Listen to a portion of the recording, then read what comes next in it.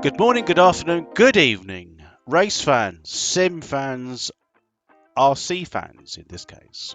Racing 393. Where shall I start? The BRCA, British Radio Car Association. Been going for years and years. Why have I got this up on my screen, you might ask yourself? Well, the plan is to join. Well, I have joined. So I've taken a lot of thought into this. And I've a little bit of history on me. So regarding the RC rally controlled car scene, I've always been into rally controlled cars. It has been a bit of a passion of mine since, when did I get my first one? Early 80s? Trying to think how old I was. Yeah, probably the early 80s. A Tamiya Sand Scorcher. And since then, I've always been intrigued in rally controlled cars. You know, the fact of building something that works and you can customize it, you know, paint it whatever you want to paint it. And then you can use it and you can see it operating like a car, but in small scale. I mean, I've never really, even to this day, got over that. Or that sort of in awe. Now, as time's gone on in life, as we get older, things have progressed more. Technology evolves, and perhaps now you can get a very similar experience with either, like, you know, computer with the sim racing, or perhaps, you know, I'm going back to when I was like 10 or 11.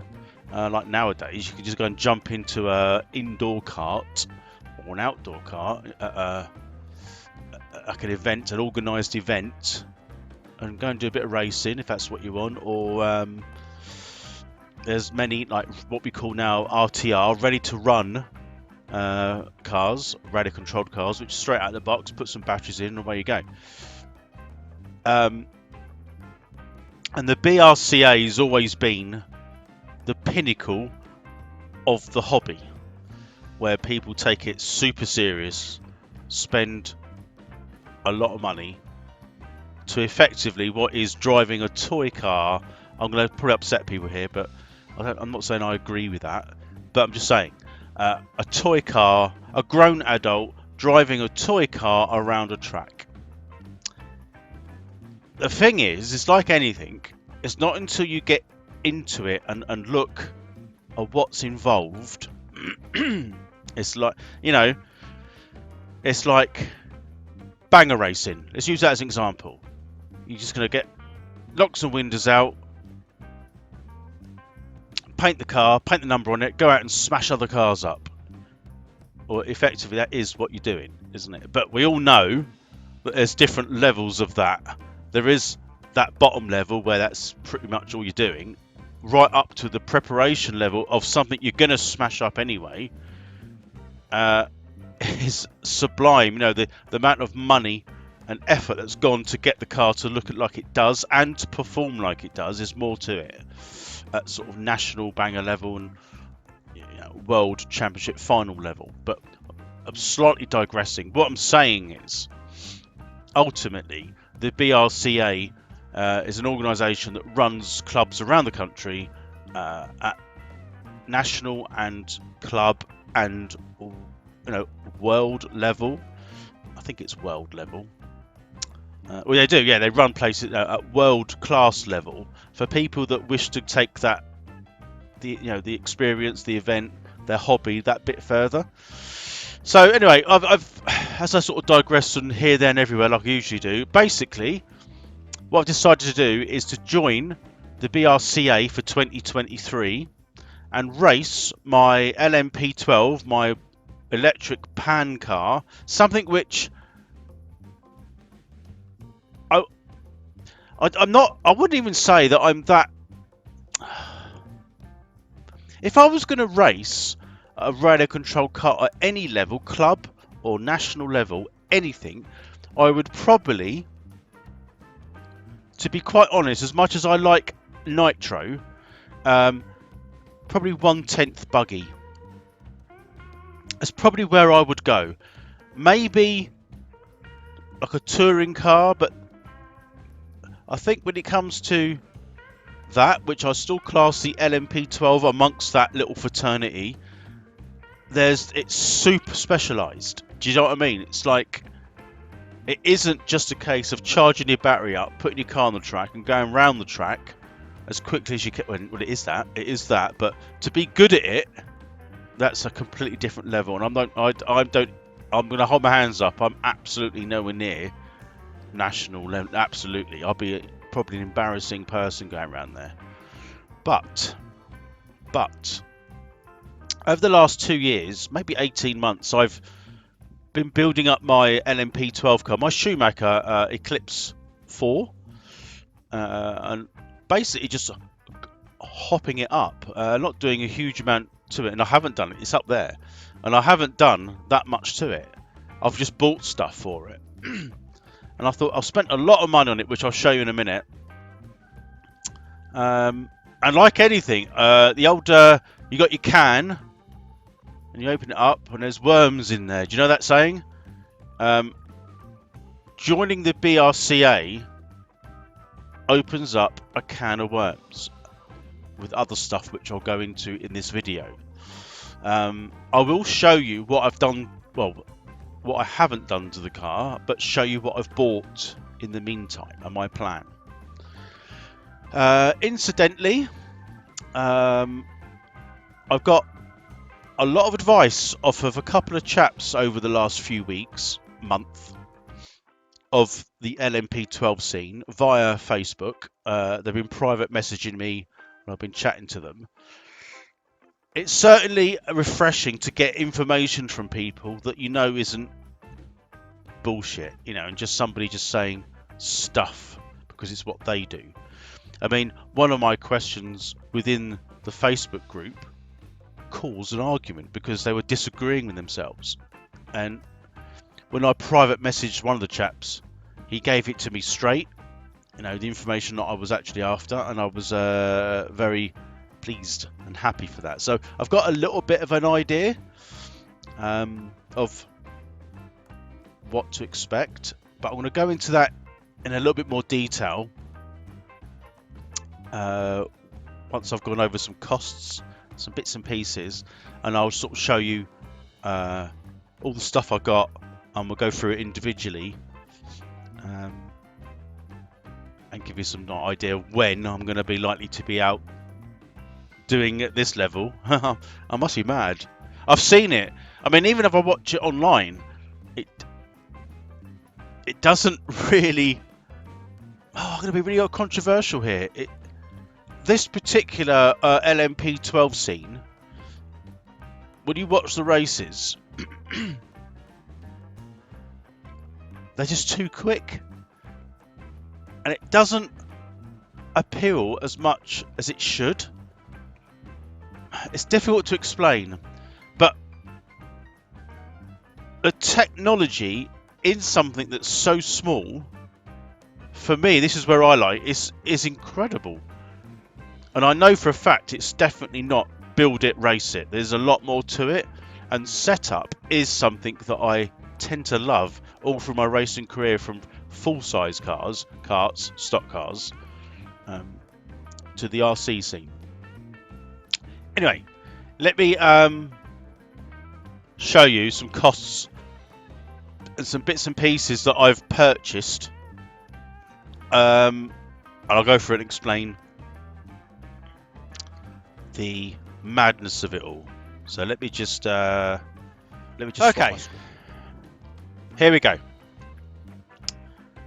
There's my spreadsheet. It's not totally accurate. I want to sort of state that.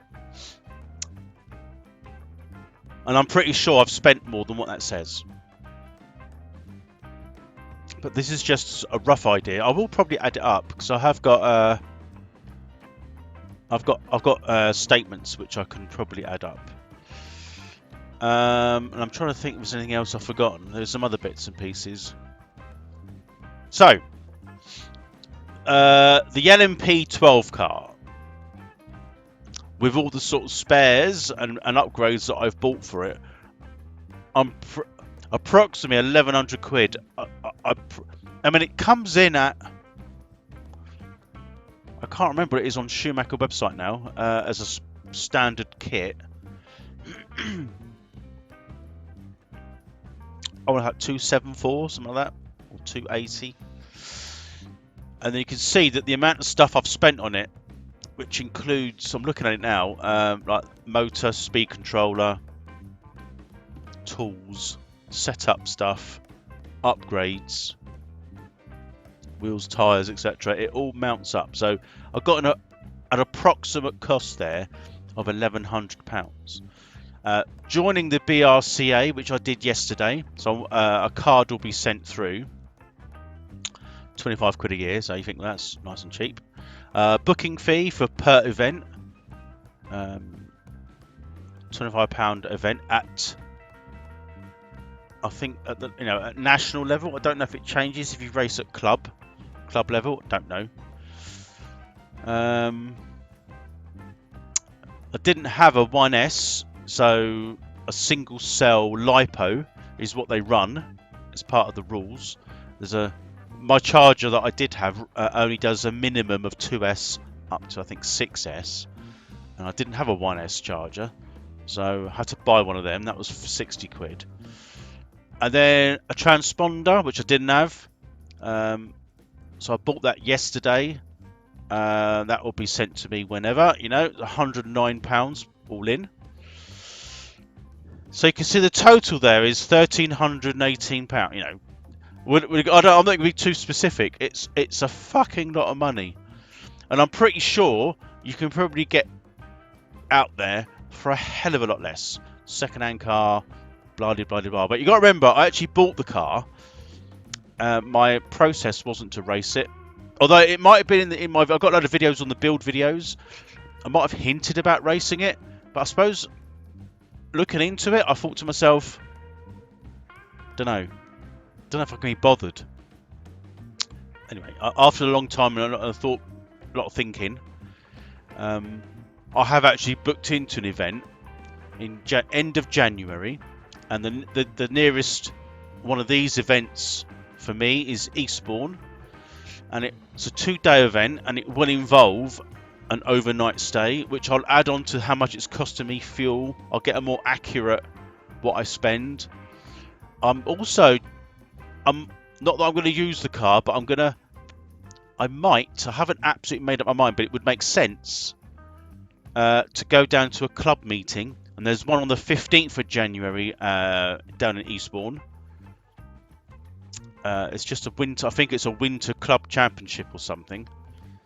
I could go down there, and I've been speaking to a couple of guys, and they would introduce me to the Schumacher, because people use different chassis. So you got like people that use the Schumacher chassis, which I've got. There's people that would use, I think there's another called X-Ray, I think it's called. There's probably loads of others, I don't know what they are. But there's people that specialise in certain chassis. So that's where I'd get my help from, I guess. So it would make sense. At someone at my level, which is 0, I used to race, I wouldn't say regularly, but at least every other month. Back in the day at Badshot Lee Radio Control Car Club. I think that's still there as well. But I can remember then, I thought I had a lot of stuff, and you turn up to race, and there's people there with van loads of stuff. Obviously they race elsewhere, I get it, and I'm a prime example of having loads of stuff when I do my hobbies. It was mind-boggling, and I'm guessing at this level, national level, I'm probably going to be totally out of my depth. I should have actually raced at club level, if I'm honest with you. That would have probably helped me, because you can't just turn up. As far as I'm aware, you can't turn up, have a go. You're going to be straight into qualifying and practice with people in this level, at the national level, who are fucking unbelievably good, and I'm just going to be a fucking nightmare. And I don't want to get in people's way, upset their rhythm, upset them, because I'm not there to be anyone. I just want to have a go. And I've seen it online on YouTube. I honestly don't think I'm going to be that good. The cars go around pretty what's the word I'm looking for? Oh, quick isn't even the word. They go round, and it's more the accuracy of which the cars take the corners, which is down to two things: setup on the car and the person behind the radio controlled bit. You know, it's not even like sim racing where you get a bit of force feedback and you can feel the car, or seat movers and all that kind of stuff that you get on sim racing. You're completely detached from the car going around. It's all visual cues. Even when I use my cars on the wrong way, it's surprisingly how you can get accurate-ish. I will say that. But again, this is just going up and down in a straight line and just looping around, isn't it? These are actual tracks, windy tracks. So I think I'm going to be a bit out of my depth. Don't know. One side of me thinks I shouldn't have done it. The other side of me thinks, well, give it a go. There's like two events. I think it's the 21st and 22nd of Jan. It depends. It's around there. Whichever those dates fit the weekend. And they're two separate events, but they're still national events. So I don't even know if you have to do both. I wouldn't want to embarrass myself and turn up again for the next day. Although practice is what I need. So we'll see. I'll probably go and at some point I might have to pop down on the 15th at a club level, take my car, and just get people to have a look at it, just to make sure that everything is how it should be. Yeah, and that's that. So I think what I'll do now is gather my stuff together and show you what I've got. I will update my costs. I think it's more so the cost of the, as I point, like you can see, but the LMP12 car 13.5, which is the turn of the motor, that's like stock class. I'm pretty sure I've spent more than 1,100 quid. I think my last video I was nearly up to 950, and I've bought more stuff since then. So I don't know. Well, I'll have a sort of look and get a proper, just for information purposes. So someone like me spending all this money going to an event, you're going to experience it with me. So I will be documenting it as I do it. Okay, right. So let me just. I don't want to ramble. I'm going to get all my gear down, just to show you what I've got. You've probably seen most of it anyway, if I'm honest. But there are a few bits there which I know I haven't shown you yet, but it's no different to what I've already got. It'll make sense when you see it. So let me just grab it all down and we'll go from there. Right. There's still other bits that I haven't brought down. This is too much. But for those of you that haven't watched my previous videos on this car, that there is an Eclipse 4 made by Schumacher. It's a world-class 112 Pro LMP chassis. I bought this probably about 18 months ago, I suppose. Built it up to a rolling chassis, put the shell on. The electrics in there, everything except the main electrics, motor.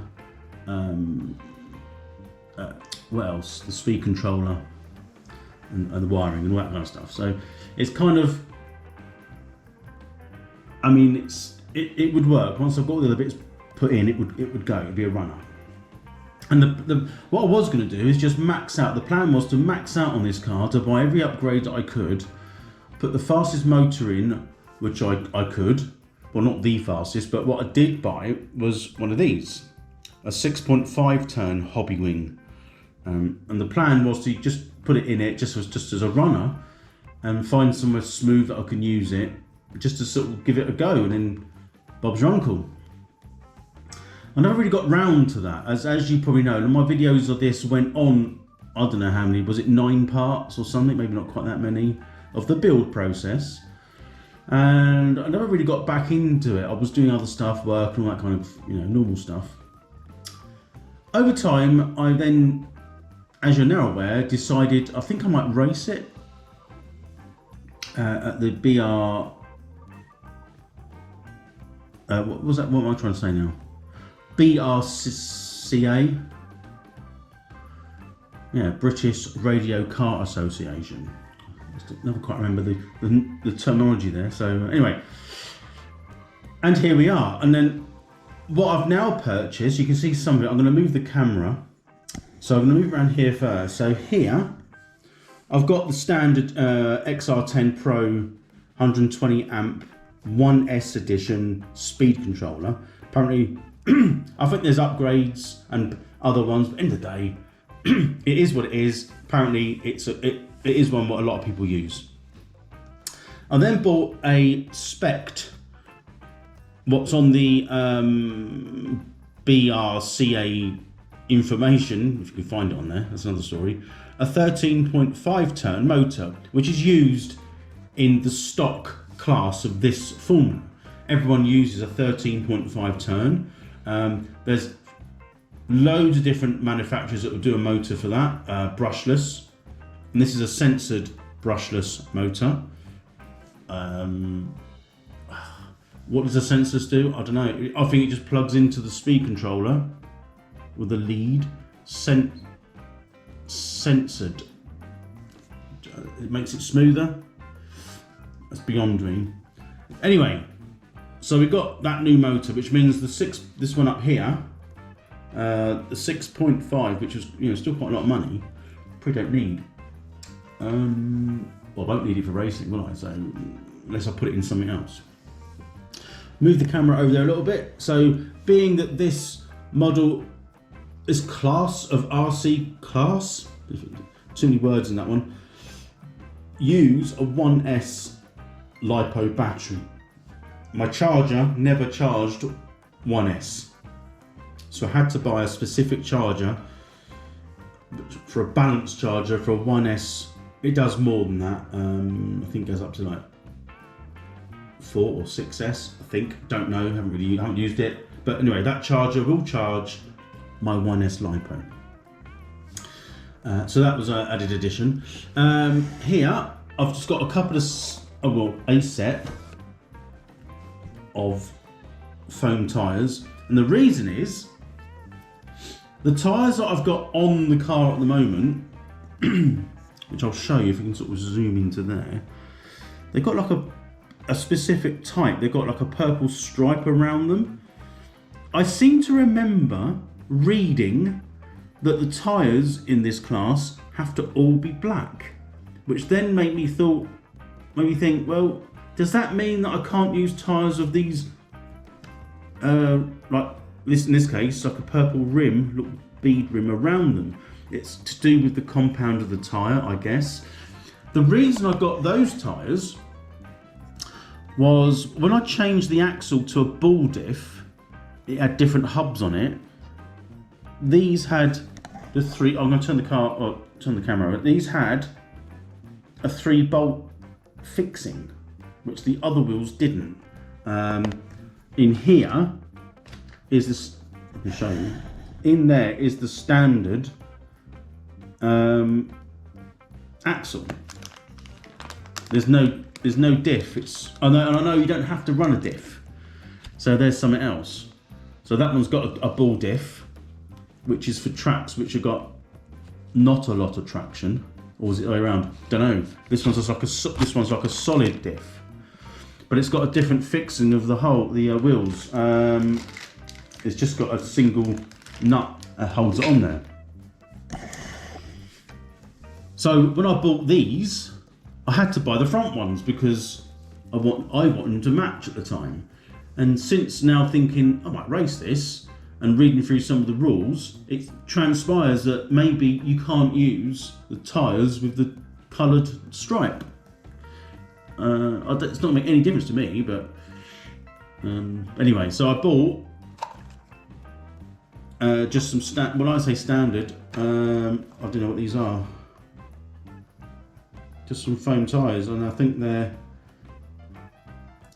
got a number on it, a 35 RT. I'm pretty sure that's to do with the softness of the tyre. Well, that's front tyre, isn't it? So it's 35 front tyre. So 35 is the hardness. And these ones say 35 RT. So they're the same compound. But it's like anything. Do they need to be the same compound? Is that too hard? Is that too soft? Do I need them or not? You know, they come already glued and trued on the rims. And I'm pretty sure there's some people that would buy tyres and fit them themselves. I mean, I'm not going to be messing around like that. So, still got my cough. That's that. So then I bought, as you can probably see here, a lipo race pack. I only bought one. Advised that you might need 2. So they're very tiny. This one is okay for what I need. You've got to do some wiring things so they plug in from the speed controller to here. But yeah, I mean that's pretty standard. I was told that you just might need just one battery, but I suppose whilst you're sort of fiddling around with your car setup wise, you want to charge the race battery. So I'm going to get another one of these. And that was like 60 quid or something or more, so 59, well that is 60 now. So there's more expense there. I've also bought, I don't even know if I need these, I just thought, well, for racing it might need, I've got a couple of sets of just weights that you can stick on the car for weight distribution or weighing the car. But again, you don't want much on there because you've got to keep these as light as possible. And the other thing I bought, which again, I've just bought a load of them. I don't know, what do I need? I should have asked. I didn't actually ask anyone, but I just bought a selection of pinions. So, I'll be honest with you, regardless of what pinion I use, it could be the wrong pinion for that track. It's not going to make any difference to me. So, I've got a range ranging from a smaller pinion to a larger pinion. I don't even know if the ball diff spur gear, if that's changeable. You know, do I race, am I going to do this one race and that's it at Eastbourne and I'm done with that? Or would I race elsewhere? It means a little bit of travelling. If that's the case, different circuits. Does gearing really matter? I think it would. But there's no information other than asking someone, which I could ask, what gearing is used. But if I get asked what spur gear have you got, I don't know. I suppose I've got to look at it, haven't I? So, yes, that, and I've also got just a little box here to put all those spur gears in, all those pinions in that I don't need. If I find it's only one particular gearing needed for the track, I'll either buy that pinion, and maybe I can, if I don't need some of these, if I find out that these pinions I've got, I don't need them, I'll just sell them, I won't open them, so I'll wait for that. I've got the paint for the body shell, but I'm thinking I'm going to change my mind on the colour I was going to do. My now thought process is a very bright colour, a racy colour but bright, because I want to see it from a distance. So I've got a few ideas. The rules are super strict. They're to the point where, measurement wise, if you're a millimetre out, your car can't run. Like I read one today, or yesterday, that the speed controller, they called it they've got to run is it blinky mode, which there's a light on there, or a light that flashes. It's a mode that makes so everyone's the same, I think. Well, they've upgraded the firmware for I think it did say hobby wing speed controllers, and it's got a version that you've got to use, and you do that online, obviously. So something else that I've got to do, and I haven't even opened. Well, I have opened it, but you know, I've not. And he said welded. I've not installed it then. So that's just something else. What else? The other thing I've got a question about. I'm hoping that those guys, anyone watching this, if you can give me some idea, is a simple thing like mounting the motor into the chassis that clearly needs 2 screws that fit into the aluminium part and screw into the motor. Do they, or are they in the kit? I don't recall seeing them. And if not, what ones do I need? I can just email or speak to Schumacher. Depends what time I have. I'll have to have a look, search through the box. I don't remember seeing any hardware left over that looks like a mounting screw for the motor. Usually that would come with the kit, but because the kit doesn't come with a motor and the motor doesn't come with hardware to fit it, it just seems a bit weird. So that's where we're at. Pretty sure that's cost me more than 1,100 quid, the car itself. I'll have to do a proper, I don't know if I want to do that, but I'll try and sort of work out a proper cost. I've got a couple of setup tools here. One there, there's one on the other side, and I've got like a setup bench, which is upstairs. I didn't see any point bringing that down. What else? Can't think of anything else. I'm only running a standard FlySky receiver. I probably could do with an upgraded, because I've got a radio link controller. I think that's a bit better, a bit more range on it. I might have to dig that one out, well, get that one off the car and put a radio link receiver, like a 6-channel or something, because there's potential where you might need to run a fan and the transponder, which all runs via the receiver. And on my one here, I've only got enough for, is that a 4-channel? What we got on there? Let me just, I can't see the dust. It's been sat on my shelf for so long. It's a proper clean, isn't it? It's 4-channel, isn't it? So, yeah, don't know. Anyway, it's all new. You're probably going to think, fucking idiot. Yeah, you might do. I don't know. You know, there's plenty of help around there. I must admit, the guys there on the LMP12 Facebook group have been very, very, very helpful. And if you go through the BRCA, they tend to point you towards the Facebook groups anyway. So the only other way is to actually attend a meeting, like a club event, and have a chat to some people, see what's going on. That'll probably put me off, seeing how quick they are, and then realise I'm just going to be nowhere near that quick. Anyway, let me know what you think. Any sort of suggestions and things that I've mentioned here, gearing, fitment of motor, anything I should look for. Do I need anything else? I hope not. And we can go from there. So it's an update on my plans for my LMP12 for next year. Might be my only race, I don't know. But I suppose you've got to do more, you've got to do practice to get to the point where you think I am shit, or actually I'm not bad. All different age groups, young and old, so I'm kind of at the higher end of that spectrum. Yeah. I want to do this at least once, at least this one, to add some more footage to the YouTube channel, just so you guys can, whoever's watching this, can see what's going on in my life.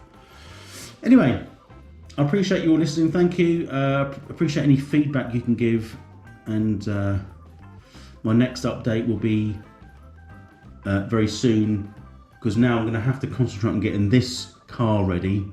So most of my RC work will be focused on this, if I'm honest, rather than random stuff.